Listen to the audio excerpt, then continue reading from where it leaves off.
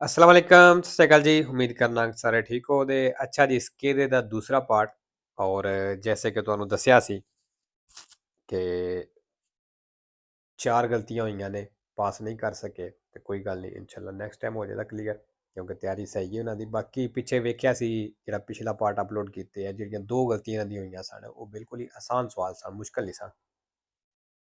ਤੇ ਮੈਨੂੰ ਯਾਦ ਨਹੀਂ, ਸ਼ਾਇਦ ਇਹਨਾਂ ਦੱਸਿਆ ਵੀ ਹੋਵੇ ਕਿਉਂਕਿ ਥੋੜਾ ਟਾਈਮ ਕਾਫੀ ਹੋ ਗਿਆ।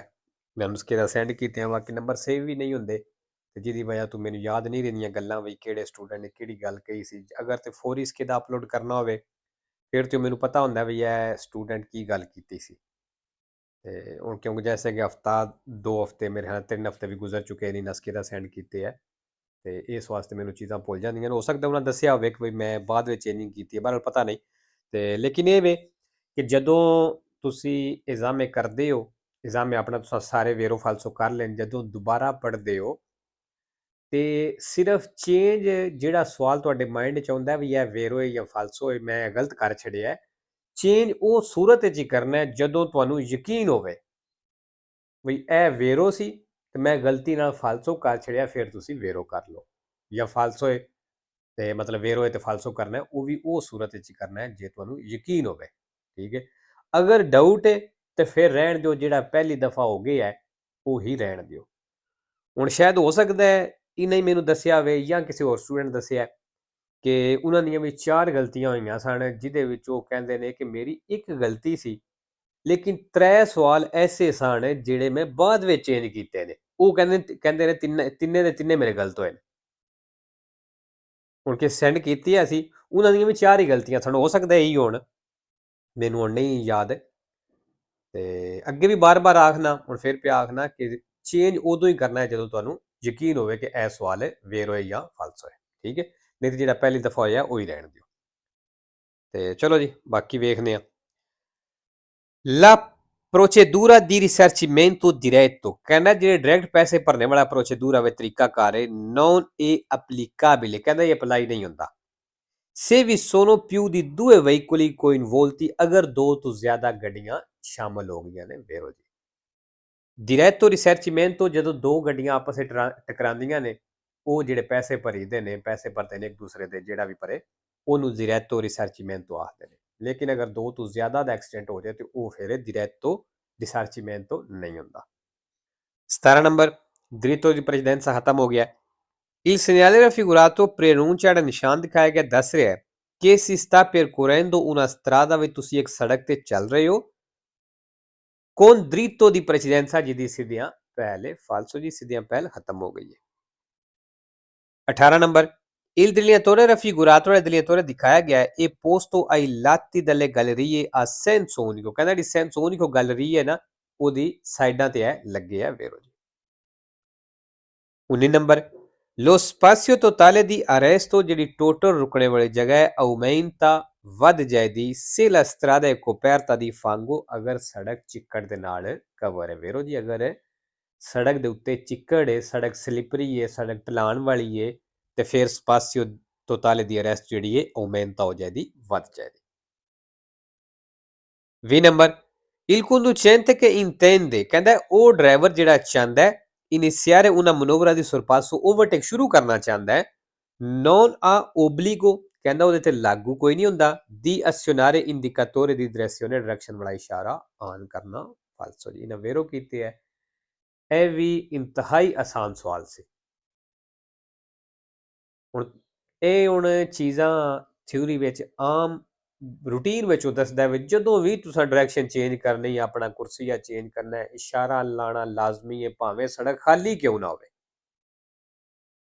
ਠੀਕ ਹੈ, ਇਹ ਵੀ ਹਲੇ ਤੱਕ ਤੀਸਰੀ ਗਲਤੀ ਹੈ ਕਹਿ ਲਓ, ਤੀਸਰੀ ਸੀ ਬਿਲਕੁਲ। ਤੇ ਤਿੰਨੇ ਦੇ ਤਿੰਨੇ ਸਵਾਲ ਜਿਹੜੇ ਨੇ ਬਿਲਕੁਲ ਆਸਾਨ ਸਨ। ਤੇ ਹੋ ਸਕਦਾ ਹੈ ਮੇਰੇ ਖਿਆਲ ਨਾਲ ਜਿਸ ਤਰ੍ਹਾਂ ਦੇ ਸਵਾਲ ਇਹਨਾਂ ਦੇ ਗਲਤ ਹੋਏ ਨੇ, ਹੋ ਸਕਦਾ ਹੈ ਇਹਨੇ ਹੀ ਉਹ ਮੇਰੇ ਨੂੰ ਗੱਲ ਕਹੀ ਹੋਵੇ ਕਿ ਮੈਂ 3 ਸਵਾਲ ਬਾਅਦ ਵਿੱਚ ਚੇਂਜ ਕੀਤੇ ਨੇ, ਜਿਹੜੇ ਮੇਰੇ ਤਿੰਨੇ ਤਿੰਨੇ ਗਲਤ ਹੋਏ ਨੇ।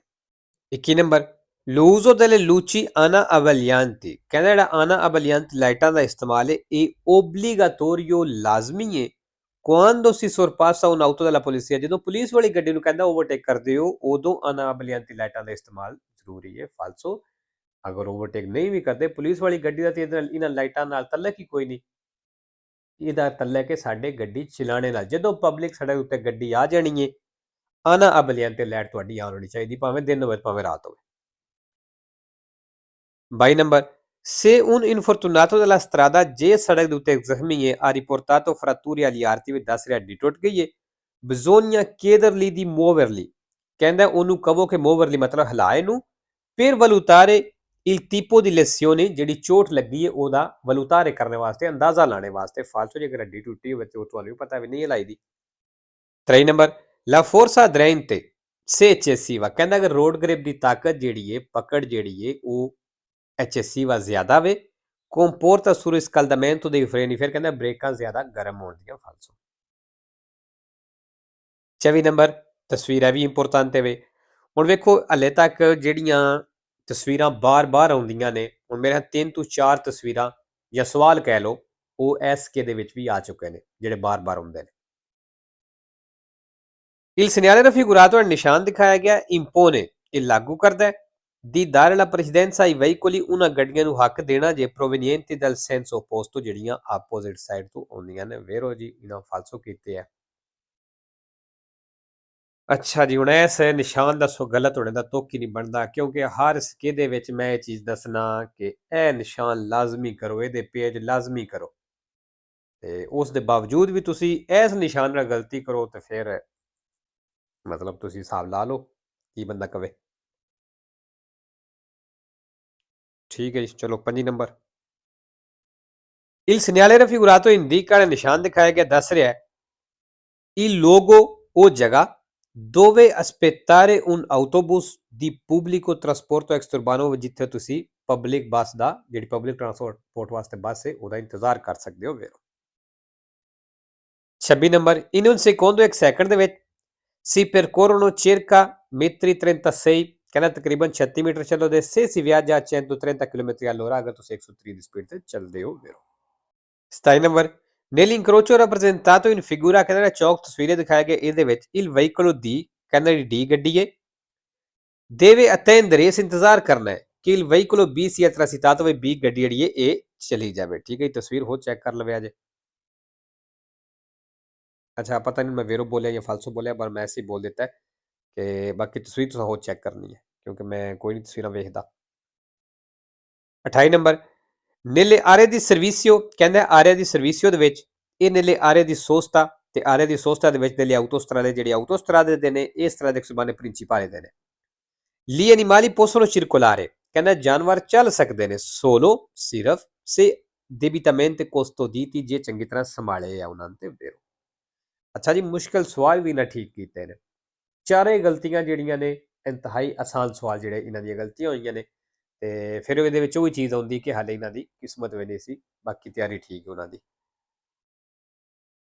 29 ਨੰਬਰ, il fenomeno dell'acquaplaning, ਜਿਹੜੀ aquaplaning ਹੈ, inizia a velocità più bassa, ਕਹਿੰਦੇ ਥੋੜੀ ਸਪੀਡ ਤੇ ਵੀ ਹੋ ਜਾਂਦੀ ਹੈ aquaplaning, ਮਤਲਬ ਜਿਹੜੀ ਗੱਡੀ ਸਲਿਪ ਹੁੰਦੀ ਹੈ।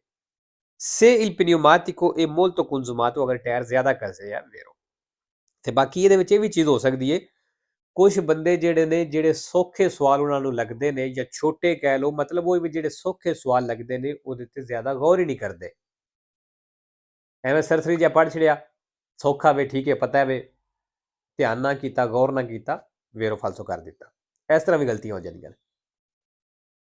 3 number, per evitare rumori fastidiosi, ਕਹਿੰਦਾ ਸ਼ੋਰ ਤੋਂ ਬਚਣੇ ਵਾਸਤੇ durante la guida, ਡਰਾਈਵਿੰਗ ਦੇ ਦੌਰਾਨ, si deve usare il clacson, ਕਹਿੰਦਾ ਹਾਰਨ ਇਸਤੇਮਾਲ ਕਰੋ, solamente, ਸਿਰਫ, per motivi di sicurezza stradale, ਸਿਕੁਰੇਸਾ ਵਾਸਤੇ।